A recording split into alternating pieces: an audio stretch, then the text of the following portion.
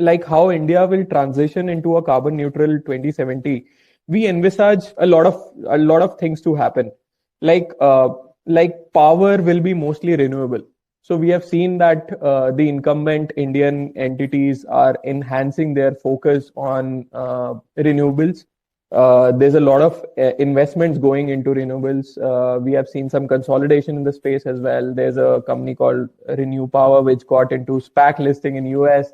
There's there's a lot of M&A also happening in this space. So if you talk to JSW Energy, they say that any expansion they do, they'll do it renewable. So we see a power being mostly renewable going forward.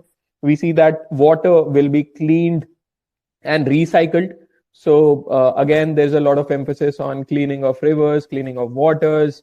We've seen a lot of such efforts in Prayagraj, in Yamuna, and there are a lot of companies coming into play who are trying to do this. We'll see chemical residue will be treated mandatorily across the chemical companies. I think there'll be enhanced focus towards there. We see that clean energy transportation will be practiced. We see a lot of companies who are in transportation or logistics. They be it FedEx, be it Maersk, they have all given statements that by 2040 or 2030 they will all go into carbon neutral.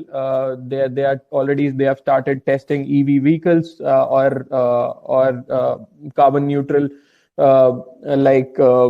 transportation to I think this will be again into practice. We will also see trading of carbon credits, and that is a huge business opportunity for corporations globally. It's a big trade. Companies who are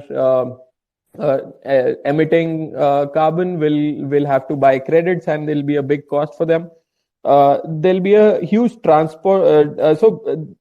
And businesses will be incentivized for reducing the carbon footprints.